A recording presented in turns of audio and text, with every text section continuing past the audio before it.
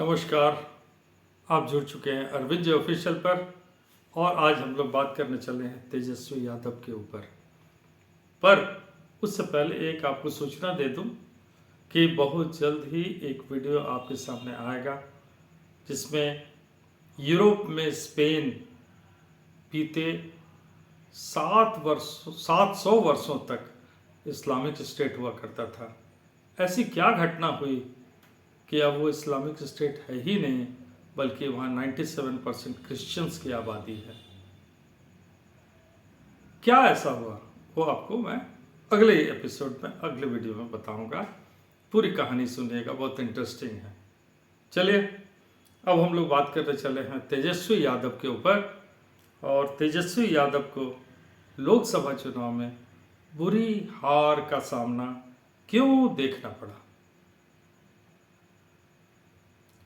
एक समय ऐसा लग रहा था कि स्टार कैंपेनर के रूप में बिहार में सहानी और वो शायद संभवतः एक बड़ा उलटफेर करने को चले थे, परंतु ऐसा हो ना सका।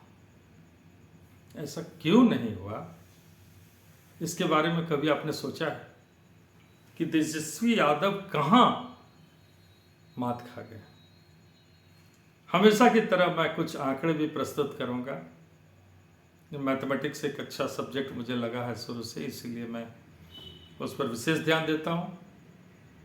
लेकिन उससे पहले ये मैं बता दूं कि तेजस्वी यादव के हार का मुख्य कारण रहा गमछा, हरा गमछा को हिलाते रहना यूं। और हार का मुख्य कारण यही है।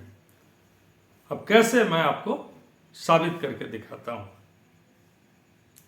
देखिए, कैलकुलेशन एंड आंकड़े के अनुसार अभी बिहार में जो जातीय सर्वेक्षण हुआ, नॉट गणना, जनगणना नहीं, सर्वेक्षण हुआ, उसमें यादव 14.2% आए और मुस्लिम 16.87, यानी दोनों मिलाकर 31.07% हुआ, ये गणना के अनुसार।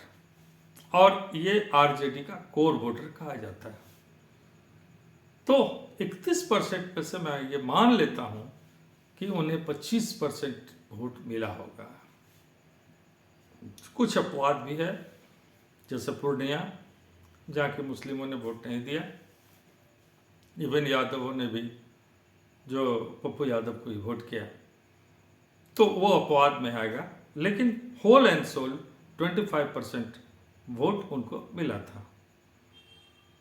और भी OBC, EBC, SC, upper caste का वोट माइन्यूट मिला।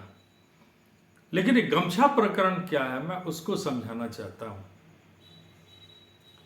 देखिए, ओबीसी में अगर उनका परसेंटेज निकाल दिया जाए तो बच जाता है माइनस यादव वोट को, तो 17% वोट बचता है ओबीसी में। इसी में कुर्मी भी आ जाते हैं, कुशवाहा भी आ जाते हैं और दूसरे कास्ट भी आ जाते हैं। ईबीसी में 36% वोट है, 36%, यानी दोनों को यदि मिला दिया जाए, माइनस यादव ओबीसी 17% और ईबीसी 36%, दोनों मिला के हो जाते हैं 53%। 53% में अब एससी आप मान के चलिए, मैं एससी का जो कैलकुलेशंस है 19.65% है, पर पासवान और माझी दो वोटर यानी 5% और 3%, 8% इसमें घटा देते हैं तो 11.65%, यानी टोटल मिलाकर के 64.65% है।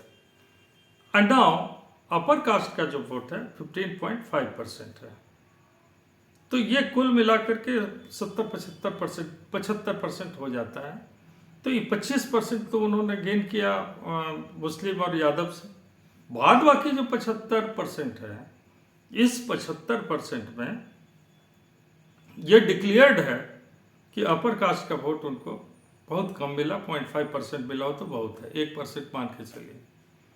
लेकिन SC ST और ओबीसी का जो वोट है, ये तीनों सेगमेंट जो है, ये तीनों सेगमेंट आरजेडी से दूर इसलिए हुए क्योंकि वो गमछा हिलाते थे तो एग्रेशन में उनके लोग जो है वो रैली में देखने को मिलता था। और इस रैली में जो एग्रेशन देखने मिलता था खास लोगों का,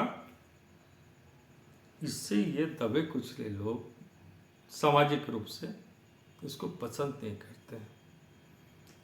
और ये उन्होंने देखा कि अभी चुनाव हुआ नहीं, ये स्थिति है, तो फिर क्या होगा बाद में।